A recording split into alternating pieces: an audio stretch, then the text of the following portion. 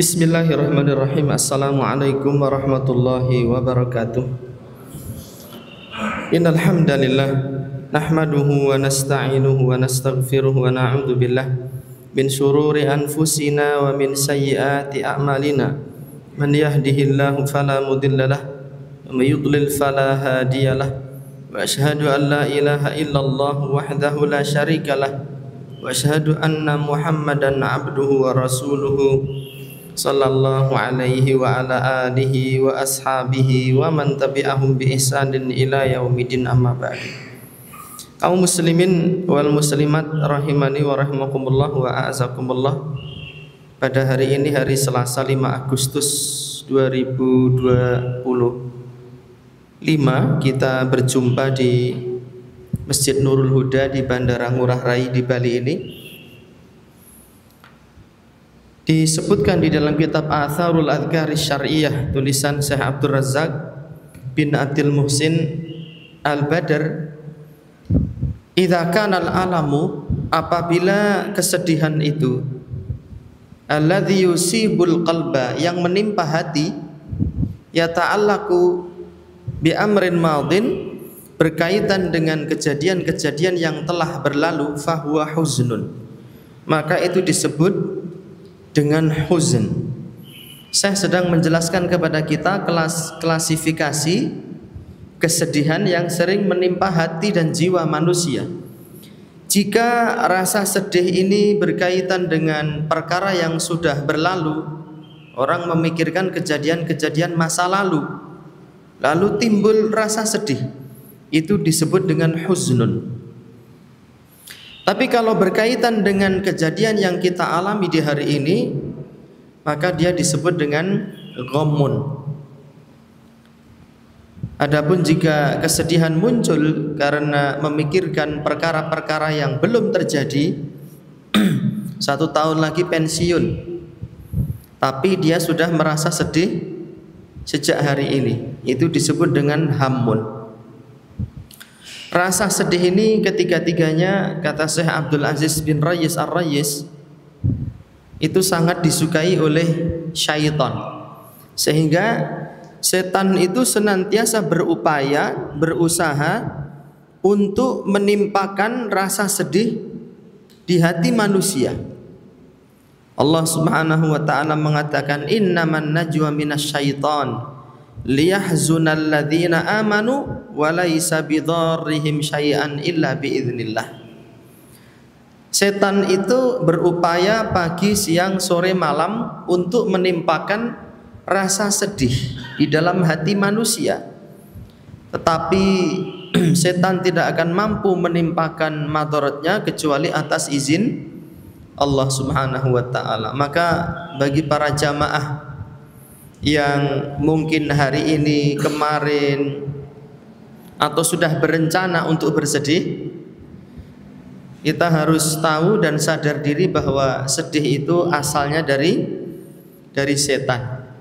Kenapa? Karena orang yang bersedih, dia akan tidak mampu melaksanakan aktivitas yang bermanfaat bagi dirinya, baik aktivitas ibadah maupun aktivitas dunia.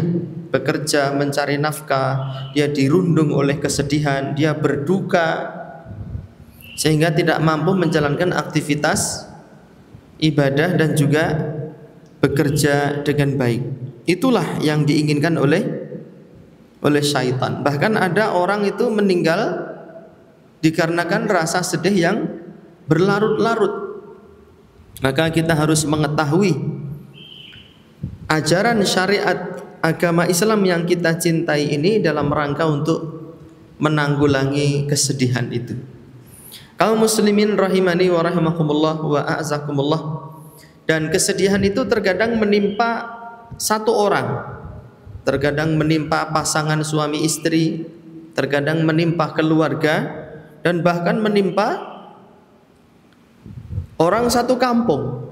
Bahkan terkadang kesedihan itu bisa menimpa orang satu dunia. Saat Nabi SAW mengabarkan kepada kita kejadian di akhirat, seluruh manusia sedih dan berduka. Mereka kepanasan, matahari diturunkan 1 jengkal. Ada yang tenggelam dengan keringatnya sendiri, ada yang sampai keringatnya mencapai lutut, mencapai pusar. Dan mereka berbondong-bondong meminta syafaat, meminta untuk didoakan oleh para nabi agar diberikan syafaat oleh Allah Subhanahu wa taala. Sehingga kesedihan itu bisa menimpa perorangan dan menimpa sekelompok orang. Bahkan dia bisa menimpa hewan dan binatang sekalipun. Makanya Nabi melarang kita untuk mengasah senjata tajam di hadapan binatang, karena membuat dia sedih. Dan Nabi melarang umat Islam untuk menyakiti binatang. Hal pertama yang bisa kita lakukan untuk menghalau kesedihan adalah dengan mentauhidkan Allah Subhanahu wa ta'ala. Allah Ta'ala mengatakan, innal ladzina qalu rabbuna Allah thumma istaqamu tatanazzalu alaihimul malaikatu alla takhafu wa la tahzanu wa abshiru bil jannati allati kuntum tu'adun. Sesungguhnya orang-orang yang mengatakan Rabbku adalah Allah semata, tsumastaqamu, kemudian dia istiqomah, dia setia terhadap Allah, setia menghambakan diri hanya kepada Allah, setia sholat kepada Allah, setia meminta perlindungan, setia meminta kesehatan hanya kepada Allah, dan dia tidak ingin berpaling kepada sesembahan-sesembahan lain selain Allah Subhanahu wa taala. Setia terhadap kalimat syahadat la ilaha illallah Muhammadun Rasulullah sallallahu alaihi wasallam. Tatanazzalu alaihimul malaikah, maka malaikat akan turun kepada dia. Alla takhafu wa la tahzanu, dia tidak akan ditimpa rasa takut dan tidak akan ditimpa oleh rasa sedih.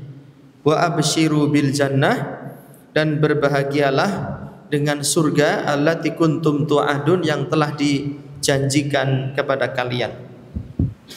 Barangkali ada jamaah yang hari-hari ini sedang tertimpa kesedihan. Jawabnya pasti ada yang tidak beres dengan tauhid kita. Ada yang tidak normal dengan kalimat syahadat kita la ilaha illallah. Hati kita masih sering terpaut dengan makhluk, dengan zat-zat selain Allah. Hati kita masih ketergantungan mutlak dengan bos, dengan juragan, dengan harta kita, dengan derajat dan pangkat kita. Maka orang seperti ini tidak akan tenang hidupnya dan akan senantiasa dirundung oleh duka, karena dia telah menjadikan zat selain Allah sebagai sesembahan. Dalam ayat lain disebutkan a'arbabun mutafarriquna khairun amillahul wahidul qahar.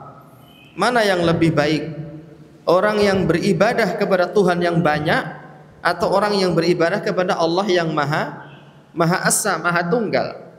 Pertanyaan ini tidak membutuhkan jawaban, karena jawabannya pasti tidak sama. Orang yang menghamba kepada Allah yang Maha Satu dengan orang yang menjadikan dirinya budak bagi Tuhan-Tuhan yang banyak, kondisinya tidak akan sama.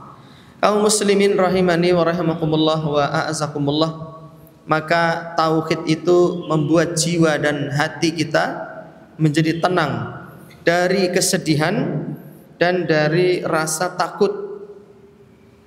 Rasa takut di dunia, yang pertama Allah Ta'ala mengatakan, wa man a'rada an dzikri fa inna lahu ma'isyatan dhanka. Barang siapa berpaling dariku, maka aku akan memberikan kepada dia penghidupan yang sempit. Berpaling dari tauhid, berpaling dari beribadah kepada Allah menuju beribadahan selain Allah Subhanahu wa ta'ala, hidupnya akan serba susah. Sebagian orang takut terhadap bulan Suro. maka hidupnya dipenuhi dengan ketakutan. Sebagian orang lagi takut kalau di malam hari ada kupu-kupu masuk ke dalam rumahnya, dia ketakutan.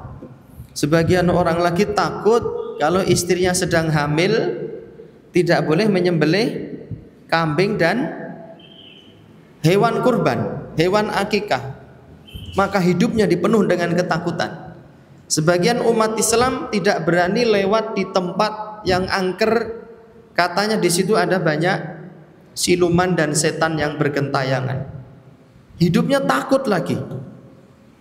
Tapi seorang muslim yang menghambakan dirinya kepada Allah, maka dia merdeka kehidupannya. Tidak ada rasa takut lewat tempat-tempat angker, biasa saja.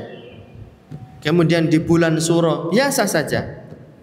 Dia melihat perkara-perkara yang ditakuti orang, ada ular melintang di tengah jalan, mendengar suara burung hantu, terus ada kupu-kupu masuk ke dalam rumah. Dia anggap itu sebuah fenomena alam yang biasa, sehingga tenang kehidupannya. Orang-orang takut dengan benda-benda mati. Para jamaah, saya pernah berdakwah di sebuah gunung, ada musola di atas bukit. Karena di kampung masjid ini nggak punya toilet. Nah, saya kebelet pipis, akhirnya saya muter mengelilingi masjid itu. Nggak ada toilet, yang ada hanya batu besar. Batu besar sekira besarnya satu rumah di samping masjid. Karena sudah nggak tahan, saya pipis di situ, di batu itu, terus beristinja. Selesai pipis, saya menghadap takmir masjid. Apa kata takmir? Mas, sampean tahu batu besar samping masjid itu? Kenapa, Pak? Itu batu angker itu. Ada penunggunya. Ada 2 kampung di desa ini. Saya kasih tahu batu itu jangan diganggu. Dia batu yang angker. Tapi si pemuda ini tidak mau nurut, dia ngambil cangkul, batu itu dipaculi dengan alasan supaya halaman masjid jadi lebih lebar. Gak berserang lama, pemuda yang mengganggu batu ini menjadi gila. Kemudian datang pemuda yang kedua, saya kasih tahu jangan diganggu batu itu, ngeyel dia. Akhirnya dia pipis di batu itu. Gak berserang lama, kemaluannya itu membengkak, Pak. Katanya gedenya sak terong gitu. Sampai sebesar terong. Nah, saya dikasih tahu itu, padahal saya baru saja pipis di batu itu. Na'udzubillahi min dzalik. Selama beberapa hari saya periksa, ya nggak bengkak, nggak seterong, nggak sesemangka, nggak semuanya mitos, Pak, yang menghantui pikiran orang-orang ahli syirik. Maka jadilah hamba Allah yang sejati. Di kampung saya ada sebuah kuburan kuda. Konon katanya itu kuda dari kerajaan Mataram yang kalah perang dengan Belanda, lalu melarikan diri di sebuah kampung dan meninggal dunia. Kudanya ini mati, dikubur di situ, dan kuburan kuda ini dikultuskan oleh orang-orang. Disembelihkan kambing setiap tahun 18 ekor, diadakan perayaan di kuburan kuda itu. Sampai ada seorang yang pipis di kuburan kuda. Malam hari dia didatangi oleh makhluk yang mengaku menjadi kuda tadi. Karena kamu berani pipis di kuburanku, kamu saya hukum tidak boleh pakai baju, tidak boleh pakai celana sepanjang hidupmu. Kalau kamu berani pakai celana, maka akan mati. Maka sejak mimpi malam itu sampai hari ini, lelaki ini tidak pernah pakai celana, tidak pernah pakai baju, telanjang bulat, dan tidak menikah sampai sekarang. Gara-gara apa? Takut terhadap mimpi, takut terhadap kuburan kuda. Maka hidupnya dipenuhi dengan ketakutan, Pak.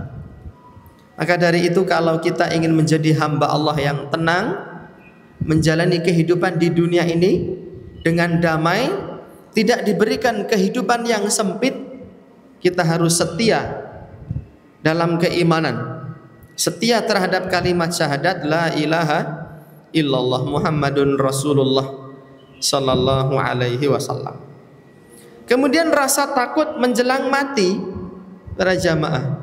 Orang-orang yang menyimpan jimat, pasien dukun, ya, menjadi hamba-hamba syaitan, biasanya matinya susah, Pak.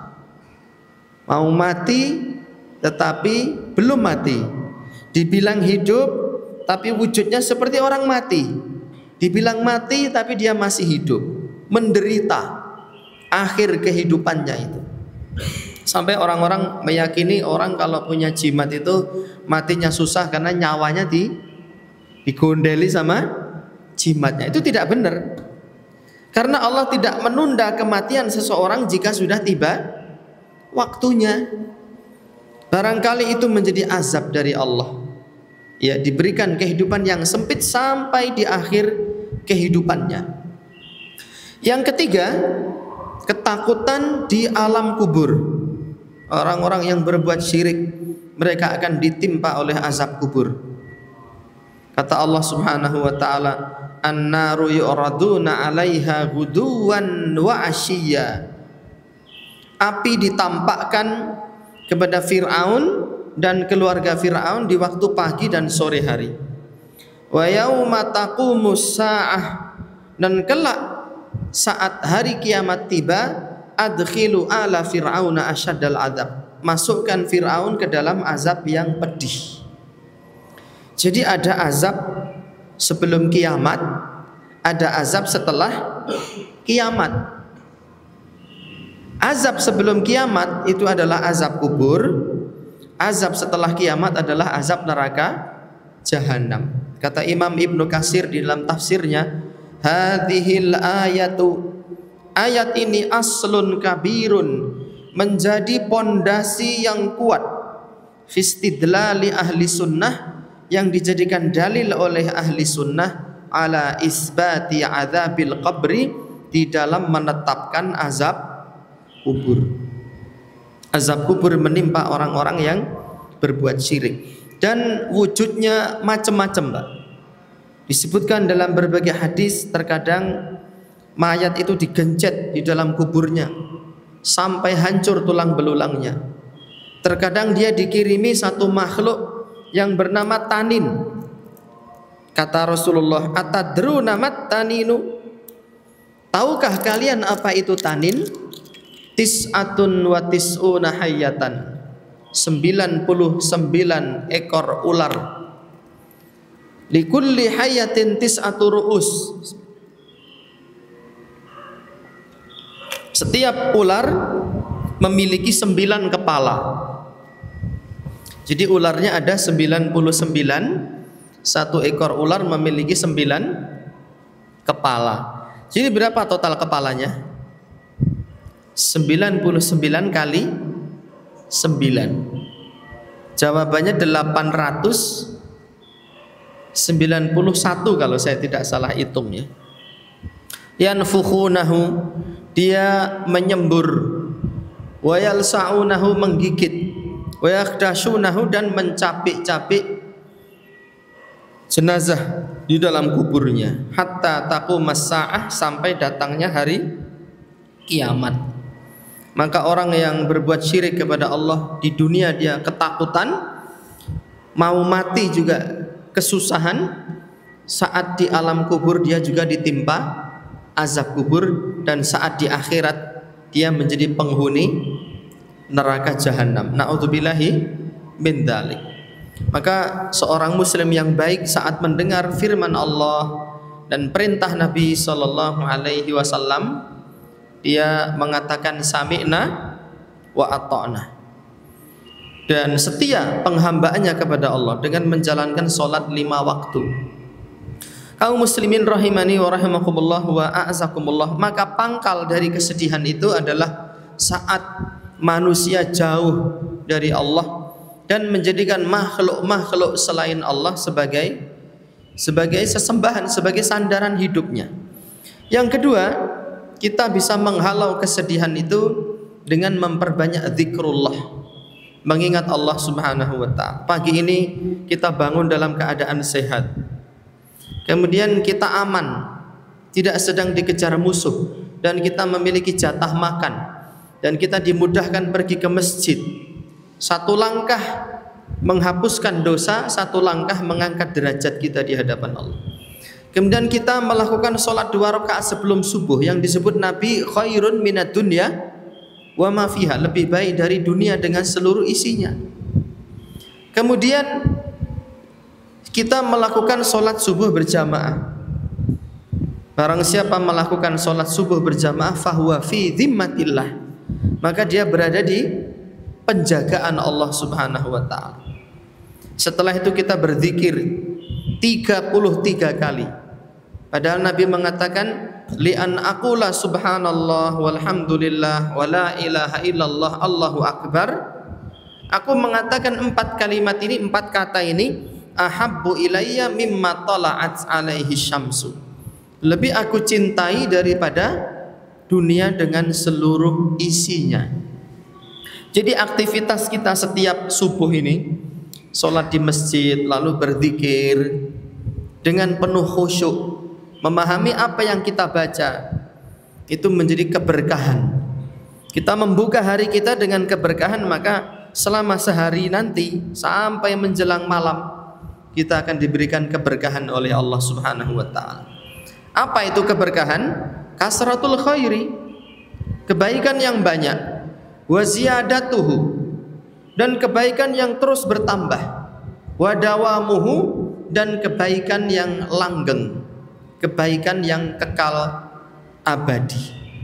Dan kita akan diberikan ketenangan hidup. Ala bidzikrillahi tatmainnul qulubu, ketahuilah dengan mengingat Allah hati itu menjadi tenang.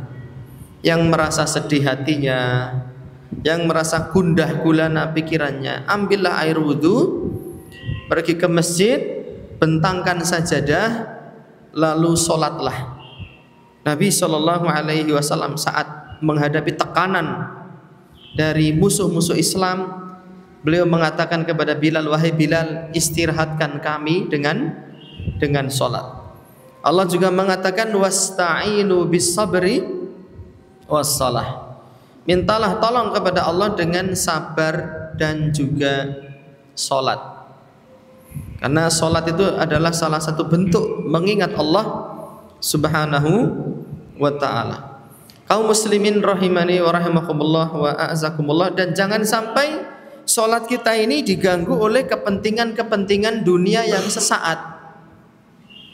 Kata Allah Subhanahu wa ta'ala, rijalun la tulhihim tijaratun wala bai'un an dzikrillah.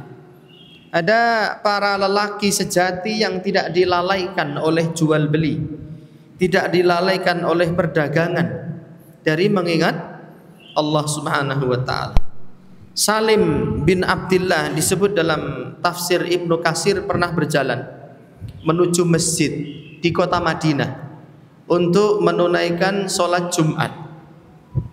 Kemudian famara, dia lewat bisukil Madinah, di pasar kota Madinah.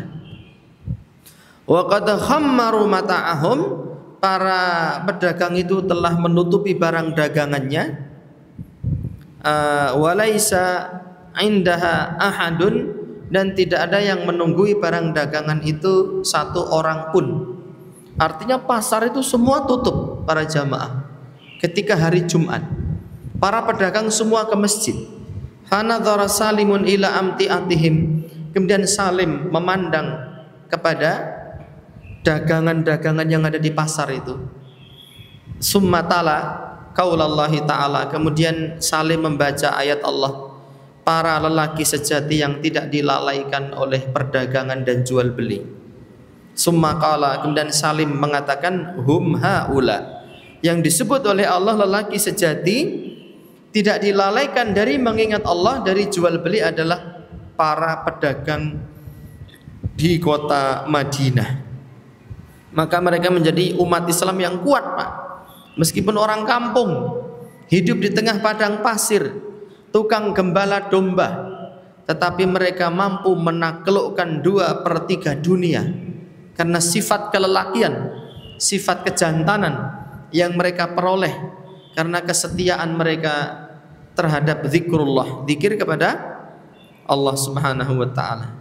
Dan efek dari zikir ini luar biasa. Saya secara pribadi merasakan sekali efek dari zikir. Kalau sholat 5 waktu berjamaah itu dilakukan dengan baik, lalu ada zikir pagi petang ditambah zikir setelah sholat, mau lewat di tempat yang angkernya kayak apa, saya merasa diri saya tenang, Pak. Saya pernah mendaki Gunung Lawu sendirian, dari jam 1 malam sampai subuh ketinggalan rombongan di tengah hutan belantara. Padahal di Gunung Lawu itu banyak sekali tempat-tempat yang dijadikan tempat pesugihan. Ada Sumur Jolotundo, ada Sendang Derajat, ya, macam-macam petilasan-petilasan orang-orang zaman dahulu kala. Tapi saya merasakan ketenangan batin, Pak. Nggak ada rasa takut. Tapi saat zikir itu lengah, sholat kita lengah, ketakutan itu muncul. Takut kepada setan, takut terhadap masa depan, takut memikirkan pekerjaan kita, takut gimana nanti dagangan kita nggak laku, takut hasil panen kita rusak, lalu ngamuk, menjadi stres, penuh dengan ketakutan. Itu karena lemahnya zikir kita kepada Allah Subhanahu wa ta'ala. Maka yang ketiga, supaya hati kita tenang dan sedih adalah mempelajari pembahasan takdir dan meyakini bahwa rezeki manusia itu sudah diatur, sudah ditulis oleh Allah, tidak akan tertukar dengan rizki orang lain. Meskipun kita berinfak sebanyak gunung, itu tidak akan mengurangi rizki kita. Meskipun kita menjadi pencuri, koruptor, penipu untuk mencari rezeki, itu tidak akan menambah jatah rezeki kita. Wa ma min dabatin fil ardi illa 'alallahi rizquha. Tidak ada satu makhluk pun di muka bumi kecuali sudah dijamin rezekinya oleh Allah Subhanahu wa ta'ala. Di dalam hadis As-Sadiqul Masduq, Nabi juga mengatakan, inna ahadakum, sesungguhnya salah satu dari kalian, yujma'u khalquhu, dikumpulkan penciptaannya, fi batni ummihi, di dalam perut ibunya, arba'ina lailan, selama 40 hari, arba'ina yauman, nutfatan, 40 hari berupa air mani, tsumma tasiru alaqatan misla dzalik, kemudian air mani ini berubah menjadi segumpal darah 40 hari lagi. Jadi di hari ke 80, ya, itu sudah menjadi darah yang menggumpal. Tsumma tasiru mudghatan misla dzalik, 40 hari lagi, artinya di hari yang ke 120 mani tadi berubah menjadi mudghatan, segumpal daging yang berwujud manusia kecil yang disebut janin. Fayursalu ilaihil malak, kata Nabi, maka dikirimlah malaikat di kehamilan 120 hari usia janin. Allah mengirim malaikat, fayunfakhu fihi ruh, lalu ditiupkan roh kepada janin tadi. Berarti sebelum 120 hari usia janin itu belum ada nyawanya, belum ada rohnya. Kalau ibu-ibu keguguran, usia janin kurang dari 120 hari, itu cukup dikubur saja, tidak dimandikan, tidak dikafani, tidak disolati. Kenapa? Karena belum ada nyawanya. Tapi kalau sudah 5 bulan, 6 bulan keguguran, maka bayi itu kasih nama, diberi nama, dimandikan, dikafani, disolati, lalu dikuburkan bersama umat Islam yang lainnya. Padahal 1400 tahun yang lalu belum ada teknologi USG, tapi Nabi sudah mengetahui itu melalui jalur wahyu. Maka orang yang berakal sehat Dia akan menerima Islam itu dengan penuh lapang dada. Karena tidak mungkin ada manusia bisa mengetahui perkembangan janin di dalam perut ibu ya kecuali melalui berita dari Allah sang pencipta janin itu. Silahkan tanya kepada dokter ahli kandungan, kebenaran hadis Nabi ini pasti benar.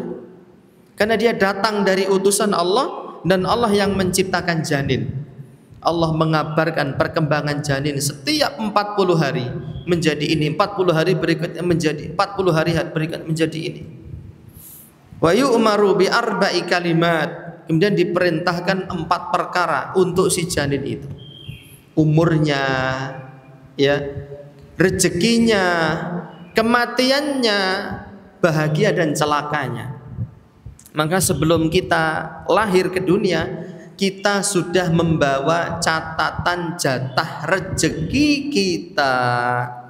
Maka tidak usah kita sedih. Kita jualan warung kita enggak laku, enggak usah sedih. Nanti akan ada rezeki dari jalan yang lain. Dan rezeki kita tidak berbanding lurus dengan pekerjaan kita. Apakah kalau kita tidak bekerja kita nggak dapat rezeki? Dapat rezeki nggak kita kalau kita nggak kerja? Jawabannya dapat, Pak. Bayi itu dia nggak kerja, dia dapat rezeki. Bahkan janin di dalam perut ibu dia nggak kerja, dia dapat suplai nutrisi dari pusar ibunya, melalui pusar yang nyambung sampai ke janin itu.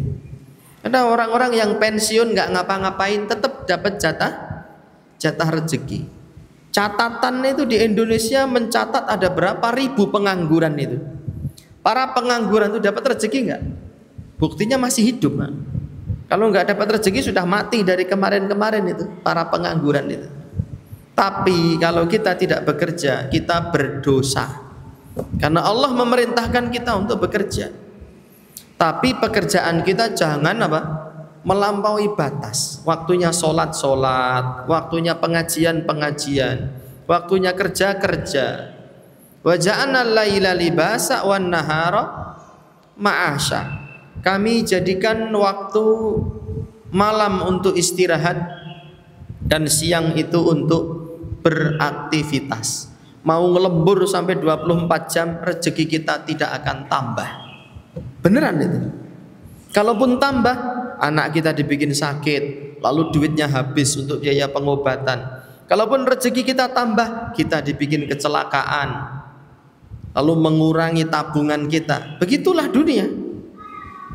Maka yang penting kita itu diberikan kesehatan, keamanan, jatah makan. Dia menjadi orang yang paling kaya kalau dia mau bersyukur kepada Allah Subhanahu wa ta'ala. Di kampung saya saat ini sedang musim orang kaya dadaan meskipun mereka tidak bekerja, nggak ngapa-ngapain, dan itu jumlahnya puluhan, Pak, atau mungkin ratusan lah. Orang kaya mendadak. Kenapa? Ada gusuran jalan tol dari Solo menuju Jogja. Saat ini sedang dibangun jalan tol yang melewati tanah-tanah warga. Itu miliaran orang dapat itu. Padahal nggak ngapa-ngapain. Padahal tanah itu kalau dijual miliaran nggak laku, tapi karena dipakai untuk jalan tol harganya jadi naik drastis. Kaya raya. Ada orang jualan es teh dimaki, goblok, kaya. Gara-gara dimaki orang. Ya, maka rizki itu sudah ada yang mengatur. Kemarin ada Pak Guru, gara-gara menampar muridnya, guru diniyah, ya. Dia dimintai denda 25 juta. Tapi banyak orang bersimpati, ngasih duit lalu umroh sekeluarga. Tapi cara seperti itu tidak bisa ditiru. Apakah sampean pengen jualan es teh, tolong maki-maki saya biar saya kaya. Orang satu Bali memaki sampean tidak bisa jadi orang kaya. Kenapa? Karena rezeki sudah ada yang mengatur. Maka tidak ada alasan bagi kita untuk bersedih, memikirkan jatah rezeki, sedih gara-gara anaknya punya anak yang banyak. Ada sebagian orang tua itu punya anak, padahal orang tua ini anaknya 5. Kemudian dia berpesan kepada anak-anaknya, nanti kamu anaknya 2 saja, jangan banyak-banyak. Kalau banyak nanti hidupmu jadi susah. Padahal dia sendiri anaknya 5, tapi melarang anaknya punya anak banyak. Ini satu hal yang tidak beralasan. Sampai semalam saya cerita ada ibu-ibu yang tega meracun ketiga anaknya yang masih kecil. Saat ditanya polisi, kenapa kok membunuh anak-anaknya? Karena saya orang miskin, saya janda, hidup kami susah, maka anak saya bunuh saja supaya dia masuk surga, daripada nanti kalau hidup ya cuma jadi kere seperti saya, susah. Lebih baik mati saja kamu nak, kamu masuk ke dalam surga, biar saya sendiri yang masuk neraka. Ini cara berpikir ini benar apa keliru kira-kira jamaah? Benar apa keliru? Kalau benar silahkan bunuh anak-anak sampean itu, biar masuk surga. Ini keliru. Kenapa? Ada nggak orang miskin anak-anaknya kelak ketika dewasa jadi orang kaya? Banyak. Ada anak-anaknya orang kaya ketika dewasa jadi pengemis? Banyak. Maka jangan dipelihara rasa sedih dan gelisah. Yakinilah itu asalnya dari setan. Kalau Allah tidak menyukai orang-orang yang sedih itu. Dan terakhir saya sampaikan, di dalam Al-Quran minimalnya ada 7 ayat yang menjamin rizki, yang Allah menyatakan Allah menjamin rizki bagi seluruh manusia. Ada 7 ayat. Dan hanya ada 1 ayat menceritakan setan itu menakut-nakuti manusia dengan kemelaratan. Kata Allah, asyaitanu, setan itu ya'idukumul faqra, menakut-nakuti kalian dengan kemiskinan dan kemelaratan. Allah menjamin rezeki dalam 7 ayat. Setan menakuti kita dengan kemiskinan dalam 1 ayat. Tapi anehnya banyak umat Islam lebih mempercayai ucapan setan yang 1 kali daripada meyakini firman Allah yang 7 kali. Jadi kita itu hamba Allah apa hamba setan? Kalau kita sudah yakin mengucapkan kalimat syahadat la ilaha illallah Muhammadun Rasulullah sallallahu alaihi wasallam, maka kita harus percaya sepenuh hati bahwa rizki kita sudah diatur, sudah ditulis, sudah tertakar dan tidak akan tertukar, sehingga tidak perlu kita menempuh cara-cara haram, menipu, korupsi, judi, mencuri, merampok, menjadi begal. Itu tidak perlu, karena itu tidak akan menambah jatah rezeki kita. Nabi mengatakan, kalau kalian lari dari rizki sebagaimana kalian lari dari kematian, maka rizki itu akan mengejar kalian sebagaimana kematian juga akan mengejar kalian. Jadi yang penting kita berusaha, bekerja sekedarnya, waktunya ngaji-ngaji, waktunya sholat-sholat, waktunya ibadah-ibadah. Tidak usah kita dipusingkan oleh jatah rezeki, karena rezeki sudah ada yang mengatur. Tetapi yang penting bagi kita adalah mengumpulkan bekal sebanyak-banyaknya. Dan sebagai penutup yang beneran, kalau tadi penutup yang pura-pura, ini penutup yang beneran ini. Saya ingin bacakan 1 hadis. Dengan hadis ini, kalau Allah memberikan kekuatan kepada kita untuk mengamalkannya, maka kehidupan kita akan berkah, meskipun umur kita tinggal 1 bulan misalnya. Simak baik-baik hadis ini, karena dia hadis yang penting, disahihkan oleh Imam Ibnu Utsaimin dalam kitab, dalam beberapa lokasi di kitab beliau. Nabi bersabda, man ghassala wa ghtasala yaumal jumu'ah, barang siapa mandi dengan sempurna di hari Jumat, wa bakara wa betakara, lalu bersegera menuju masjid, wa masya walam yarkab, dia berjalan kaki, tidak menaiki kendaraan khusus ketika akan sholat Jumat, mandi sempurna, bersegera menuju masjid, berjalan kaki, tidak naik kendaraan. Wadana minal imam, lalu dia duduk dekat dengan imam. wastama'a, dan menyimak khutbah Jumat dengan baik. Bukan sekedar mendengar. Kalau mendengar, kita tadi mendengar itu suara kelonteng-kelonteng di depan itu.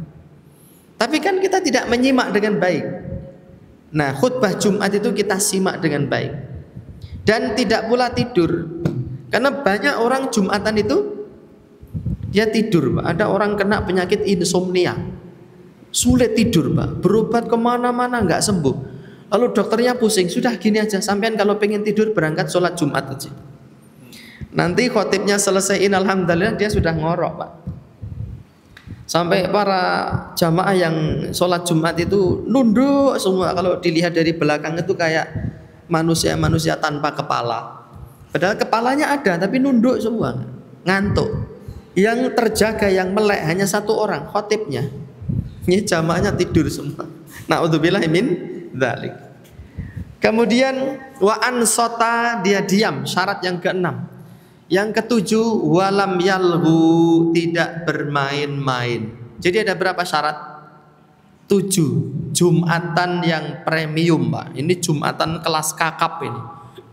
Mandi dengan sempurna, bersegera menuju masjid, berjalan kaki tidak naik kendaraan, duduk dekat dengan imam di shaf pertama, menyimak khutbah, diam.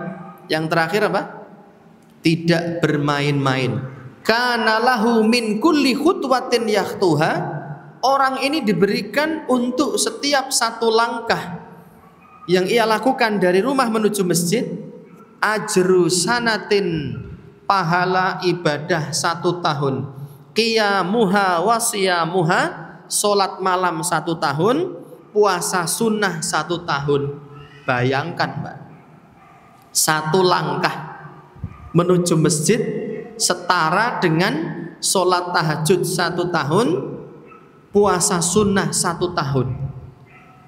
Tinggal kita ngitung berapa langkah dari rumah menuju masjid. Misal rumah kita ke masjid itu ada 2000 langkah, berarti untuk 1 kali Jumatan kita telah memboyong dan memborong pahala ibadah 2000 tahun. Misal usia antum masih 1 bulan lagi, 4 kali Jumatan kali 2000 tahun, berarti dalam usia 1 bulan yang terakhir ini antum mengumpulkan pahala ibadah 8000 tahun. Maka keberkahan itu bukan dengan banyaknya ibadah, tetapi dengan cara apa? Mencocokkan ibadah kita dengan sunnah Rasulullah sallallahu alaihi wasallam. Begitu. Sampaikan hadis ini kepada anak istri kita, kepada keluarga kita, kepada orang-orang yang kita cintai, agar sisa usia kita yang tidak banyak ini, karena jatah usia kita umat Islam dikatakan oleh Nabi hanya 60 sampai 70 tahun. Tinggal berapa usia kita? Nabi Nuh dan umatnya usianya 1000 tahun, kesempatan beramal banyak. Tapi dengan sisa usia yang sedikit ini kita bisa mengalahkan umat-umat terdahulu yang usianya ribuan tahun. Dengan cara apa? Kita menjadi umat Muhammad. Yang kedua, kita melaksanakan sunnah Nabi besar Muhammad sallallahu alaihi wasallam. Al-kayyisu man dana nafsah. Seorang yang cerdas itu yang mampu mengendalikan jiwanya. Wa amila lima ba'dal maut, dan selalu beramal untuk kepentingan setelah mati. Amalannya sedikit tetapi pahalanya melimpah ruah. Itu tidak bisa kita dapatkan, tidak bisa kita wujudkan kecuali dengan menuntut ilmu sunnah Rasulullah sallallahu alaihi wasallam. Sebaliknya, kalau ibadah kita asal-asalan, nggak pernah hadir di majelis taklim, kita 60 tahun Jumatan terus, Pak, tapi nggak pernah mandi. Jumatan terus tapi ngorok terus. Jumatan terus tapi duduknya tidak mau di shaf pertama. Jumatan terus tapi dia rame sendiri, tidak mendengarkan khutbah. Maka Allah mengabarkan di dalam kitab suci Al-Quran, wa qadimna ila ma amilu min amal, kami tunjukkan kepada manusia amal ibadah yang telah mereka lakukan. Ini Jumatanmu, ini baktimu kepada orang tuamu, ini hajimu, ini sedekahmu. Sejauh mata memandang pahala itu. Lalu orang ini tersenyum lebar. saya akan menjadi ahli surga. Tapi belum selesai. Allah Ta'ala mengatakan faja'alnahu haba'an mansura. Kamu lihat pahala kamu yang banyak itu, aku jadikan dia seperti debu yang berterbangan. Hancur Pak, musnah. Ada orang-orang seperti itu nanti di akhirat, dan dikisahkan di dalam kitab suci Al-Quran. Ahli ibadah tetapi pahalanya hancur Pak. Iya, kenapa? Karena ibadahnya tidak sesuai dengan sunnah Rasulullah Sallallahu Alaihi Wasallam. Tapi ada orang yang sisa usianya hanya tinggal 1 bulan, 2 bulan, atau 1 pekan saja. Tapi dia diberikan rizki oleh Allah menuntut ilmu, mengenal sunnah, mengamalkan sunnah itu, dia bisa memboyong pahala yang teramat sangat banyak sekali, banget, nemen pol. Itulah keutamaan penuntut ilmu yang mengamalkan ilmunya. Sehingga tidak ada alasan bagi kita untuk terus mempertahankan kesedihan dan ketakutan itu. Karena kesedihan dan ketakutan hanya menghalangi kita dari beraktivitas di dunia ini, mencari rizki, dan menghalangi kita dari beribadah kepada Allah Subhanahu wa ta'ala. Semoga yang disampaikan tadi berupa bacaan ayat suci Al-Quran dan juga paparan hadis Nabi Sallallahu Alaihi Wasallam memberikan motivasi dan kesadaran bagi kita bahwa hidup ini tidak lama, dan misi utama kita hidup adalah untuk menghambakan diri kepada Allah Subhanahu wa ta'ala. Dan misi yang paling penting dalam kehidupan kita adalah mengumpulkan pahala sebanyak-banyaknya dan juga lari menjauhkan diri dari sengatan api neraka. Demikian saja yang bisa disampaikan, semoga bermanfaat. Mohon maaf jika ada salah kata, hal-hal yang kurang berkenan. Semoga Allah Subhanahu wa ta'ala kumpulkan kita kelak di dalam surganya, dan Allah hindarkan kita dan anak cucu kita dari sengatan api neraka. Wallahul muwaffiq ila aqwamit thariq. Wa sallallahu ala nabiyyina Muhammadin wa alihi wa sahbihi wa sallam. Wa akhiru da'wana alhamdulillahi rabbil alamin. Wassalamu alaikum warahmatullahi wabarakatuh.